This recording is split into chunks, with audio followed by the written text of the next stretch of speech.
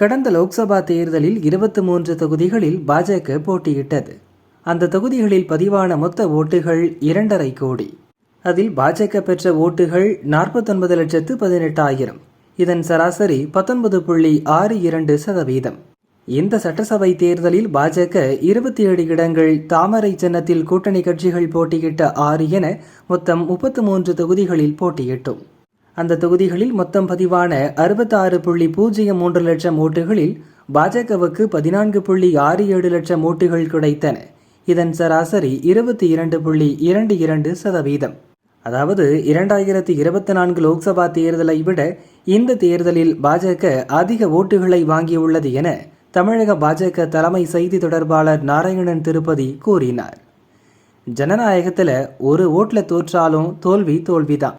33 தொகுதிகளில் போட்டியிட்டு ஒரே ஒரு இடத்துல மட்டும் ஜெயிச்சுட்டு இந்த மாதிரி புள்ளி விவரங்களை அடுக்கி உங்களுக்கு நீங்களே ஆறுதல் தேடிக்கிறீங்கன்றது டவுட் இல்லாம தெரியுது. SA Engineering College, an autonomous institution. Details: saec.ac.in.